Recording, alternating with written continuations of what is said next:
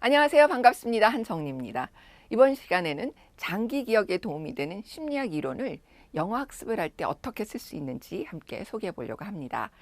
Generation and Disfluency라는 부제를 달았는데요. 제가 이것을 소개해 드려야 되겠다라고 생각한 것은 어머님들께서 굉장히 많은 질문을 해주세요. 우리 애가 파닉스를 완전히 안 띄어서 재밌게 초목달을 하긴 하는데 좀 읽는 것을 부담스러워하는 경우도 있습니다. 이런 경우도 있고요. 또 이 부분도 많이 하셨어요. 중요한 단어를 이렇게 마킹을 하면 도움이 됩니까? 네, 맞습니다. 표시하는 거 굉장히 중요하죠. 그런데 그거 말고도 또 다른 방법이 있어서 제가 왜 우리가 이렇게 표시를 한다거나 또는 이런 포스트잇 같은 도움을 받아서 수업을 할 때 도움이 되는지 그 근본적인 원리를 한번 생각을 해보려고 합니다.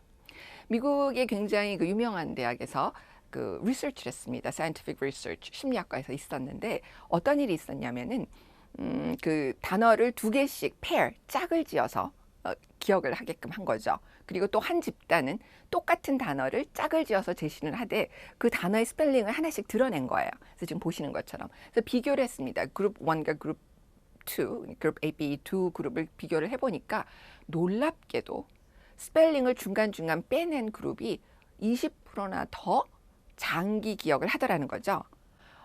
이 부분에서 그 심리학자들이 찾아낸 것은 그냥 수동적으로 passively 수동적으로 정보를 받는 것보다 뭐가 이렇게 비면은 뭐지 하고 한번 생각을 해보게 되잖아요. 그래서 그 정보를 받아들이는 학습자가 이렇게 생각을 하게 하고 조금 더 적극적으로 참여하게끔 하니까 더 장기 기억이 되더라라는 결과를 찾아냈습니다. 그럼 이것을 어떻게 영어 교육에 저희가 접목할 수 있을까요? 바로 이런 겁니다.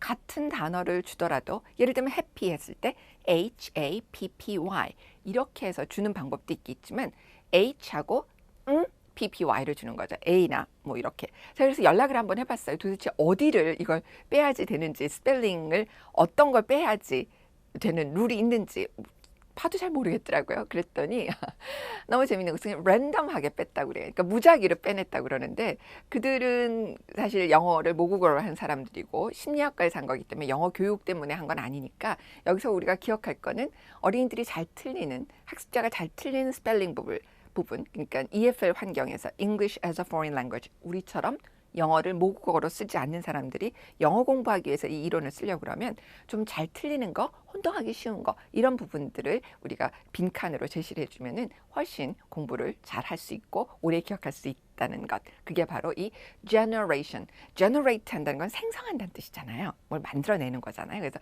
이 generation 이론을 기억을 하시면 주요한 어휘들, 스펠링을 하나씩 군데군데 빼내서 어린이들과 한번 맞춰보는 그런 게임 해보셔도 좋을 것 같고요. 두 번째는 바로 disfluency가 되겠습니다. 이 disfluency라는 것은 definition 자체가 subjective level of difficulty, 주관적으로 어려운 게 어느 정도 되는지 난이도를 나타내는 건데 이게 저도 맨 처음에 이게 무슨 소리지? 라고 생각해서 쭉 보니까 바로 이런 거더군요. 자, 그림을 갖고 한번 보시면 좋겠어요. 어떠세요? 첫 번째 거와 두 번째 것 중에 어떤 것이 더 어렵게 보이십니까? 어떻게 느껴지세요? 자, 이 그림에서 보듯이 B가 objectively more difficult해요. 그러니까 객관적으로 더 어렵죠. 그리고 and also subjectively more difficult. 주관적으로도 더 어렵죠. 사실상 더 복잡하기 때문에 더 어렵고 또 그런 걸 비교를 해서 보니까 더 어렵게 느껴지는 거죠. 자, 그럼 이 두 그림은 어떻습니까? 첫 번째 그림과 두 번째 그림 중에 어떤 것이 더 어렵게 느껴지십니까? 똑같은 그림인데 첫 번째 게 더 힘들게 이해하기 어렵게 느껴지죠. 자, objectively는 same이에요. 그렇죠? objectively more difficult 한 건 아니죠. 근데 subjectively is more difficult. 더 어렵게 느껴지는 것이죠. 자, 그렇다면 이번 이 두 문장, 이들이 한 그 심리학 거를 영어 교육에 우리가 접목을 한다면 한번 보시죠. 첫 번째 문장과 두 번째 문장 어떻습니까? 같은 내용이기 때문에 objectively they're same, right? 똑같은 수준이죠. 근데 subjectively B feels more difficult. 두 번째 게 더 어렵게 느껴집니다. 잘 안 보이고 조금 더 이렇게 곡선으로 돼 있기 때문에 이게 뭐지 하고 한번 생각을 하게 되니까요.